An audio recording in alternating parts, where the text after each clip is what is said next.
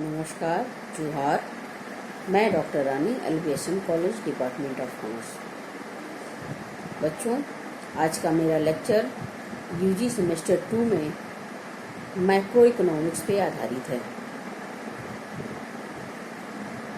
आज मैं अपने इस लेक्चर की शुरुआत टॉपिक मनी से करना चाहती हूँ। मैं जानती हूँ कि इस शब्द से आप भली भांति परिचित होंगे, क्योंकि हम सब जान रहे हैं वर्तमान परिस्थिति में आपके पास किसी भी प्रकार की कोई सहायक सामग्री नहीं है जो कि सेमेस्टर 2 से बिलोंग करता है। इसलिए मैं एक छोटा सा प्रयास कर रही हूँ कि आपको छोटे से छोटे, आसान से आसान टॉपिक से लेते हुए मैं कुछ महत्वपूर्ण बिंदुओं तक पहुँचूँ, और उसी में ये मेरा पहला प्रयास है, या पहला स्टेप कह लीजिए, पहला कदम कह लीजिए। मैं इस लेक्चर को छोटे छोटे टॉपिक में, छोटे छोटे पॉइंट्स में आपको बताऊँगी, और आप इसको नोट करते चलिएगा। एक अच्छी नोट्स तैयार करिए। कहीं किसी प्रकार की दिक्कत हो तो आप हमें फ़ोन करके भी आप पूछ सकते हैं। बच्चों, मनी शब्द एक अंग्रेजी का शब्द है, जिसका हिंदी में रूपांतरण है मुद्रा। सबसे पहले बात उठती है कि ये मनी शब्द कहाँ से आया। तो मनी शब्द लैटिन वर्ड मोनेटा का रूपांतरण है। रोम की देवी जूना थी, और जूना देवी के मंदिर में बहुत समय पहले सिक्कों का ढलाई का कार्य किया जाता था, और जो सिक्के उस मंदिर से निर्मित होकर के बाहर निकलते थे उसको मोनेटा कहा जाता था। और वहीं से मोनेटा शब्द प्रचलन में आया, और कुछ समय के बाद इसको मनी में रूपांतरित कर दिया गया, और तब से हम मोनेटा को मोनेटा न करके मनी कहने लगे। आपसे इस विषय में ये पूछा जा सकता है कि मनी शब्द की उत्पत्ति कहाँ से हुई है। इसका एक छोटा सा आंसर है कि मनी शब्द की उत्पत्ति लैटिन वर्ड मोनेटा से हुई है। ये आपसे 2 नंबर में प्रश्न पूछा जा सकता है। अब प्रश्न उठता है कि मुद्रा क्या है। आपको पता होगा कि बहुत समय पहले या प्राचीन काल में जब कोई भी व्यक्ति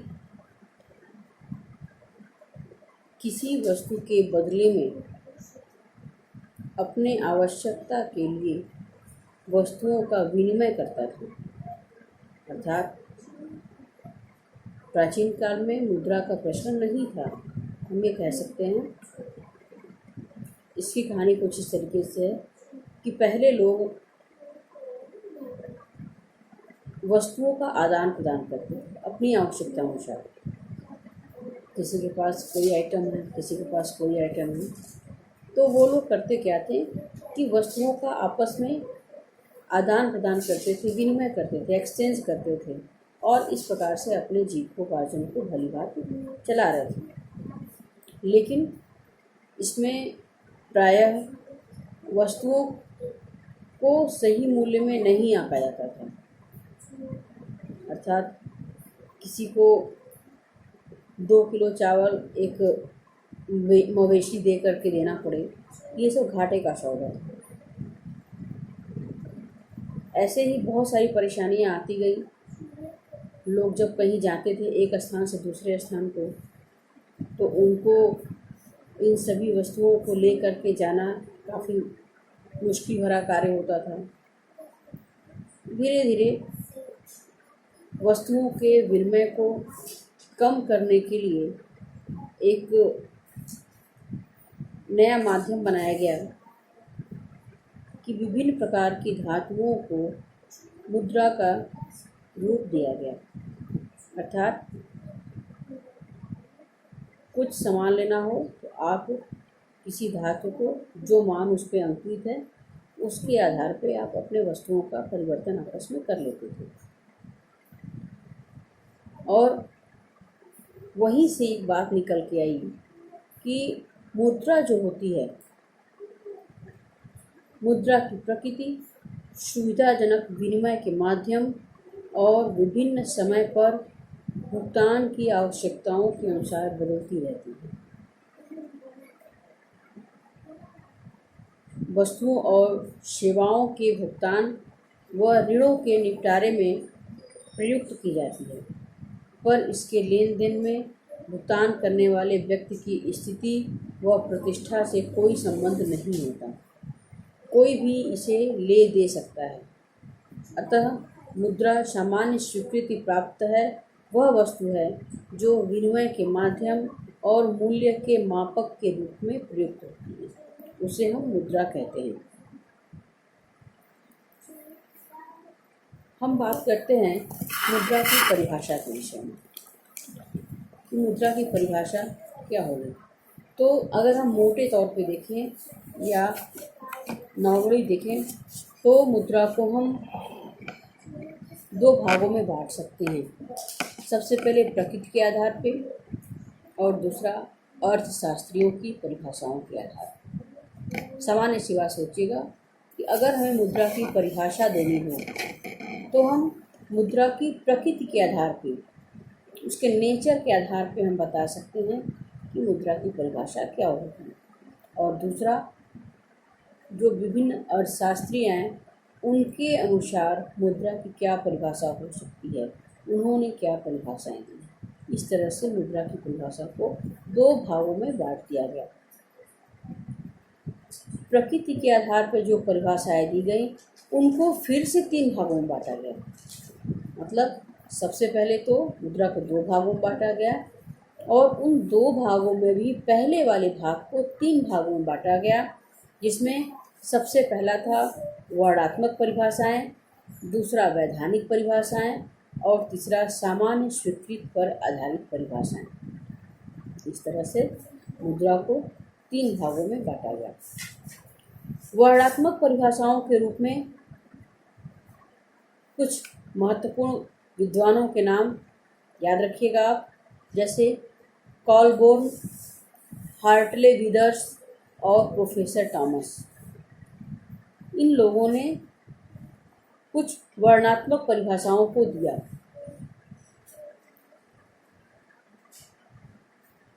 वैधानिक परिभाषाओं में प्रोफेसर नैप का नाम बहुत ही प्रसिद्ध है और सामान्य स्वीकृति पर आधारित परिभाषाओं के अंतर्गत सेलिगमैन, क्राउथर, कीन्स तथा केंट के नाम प्रायः लिए जाते हैं।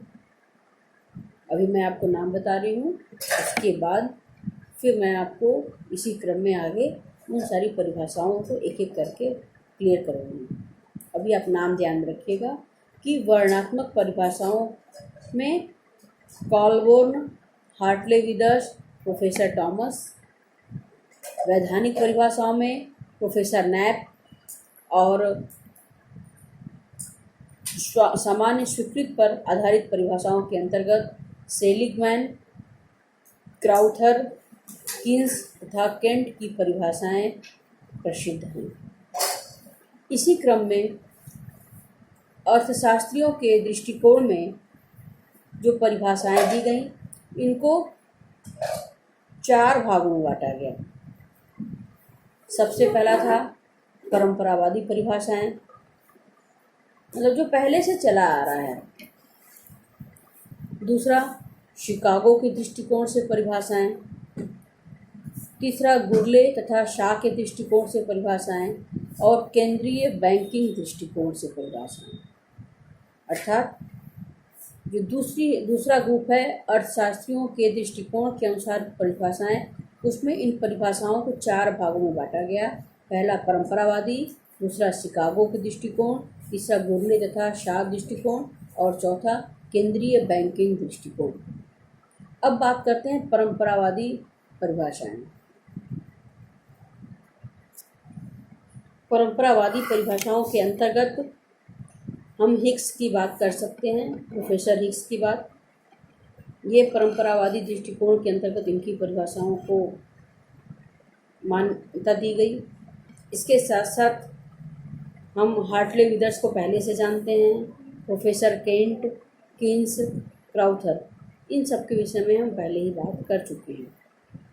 इसके बाद शिकागो दृष्टिकोण से परिभाषा, इसमें मिल्टन फ्रीडमैन का नाम बहुत ही प्रसिद्ध है। फिर गुरले तथा शाह दृष्टिकोण की परिभाषा, ये जैसा कि इनके नाम से ही स्पष्ट है कि इस परिभाषा को देने वाले प्रोफेसर गुरले तथा E.S. शाह, ये दो व्यक्ति का नाम सर्व प्रचलित है। और अंतिम है गैर बैंकिंग वित्तीय व्यवस्था, इसमें केंद्रीय बैंकिंग व्यवस्था, इसमें बैंकों के द्वारा जो परिभाषाएं दी गई हैं उनको सम्मिलित किया गया है। इस तरह से आपको इसके क्लासिफिकेशन के विषय में हमें लगता है समझ में आ गई होगी। फिर से एक बार इसको हम समझ लेते हैं कि मुद्रा की परिभाषा को हमने दो भागों में बांटा है। पहला है प्रकृति के आधार पे, दूसरा विभिन्न विद्वानों या अर्थशास्त्रियों के आधार पे। प्रकृति के आधार पे इसको 3 भागों में बांटा गया है, वर्णात्मक, वैधानिक और सामान्य स्वीकृत। तथा विभिन्न अर्थशास्त्रियों के अनुसार परंपरावादी दृष्टिकोण, शिकागो दृष्टिकोण, गुरले तथा शाह दृष्टिकोण और केंद्रीय बैंकिंग दृष्टिकोण के अनुसार परिभाषाएं। इस तरह से मुद्रा की परिभाषा को कुल 7 भागों में बांटा गया है। अब हम अगले वीडियो में इन सभी परिभाषाओं को एक एक करके पढ़ेंगे और इनका अध्ययन करेंगे। तब तक के लिए नमस्कार।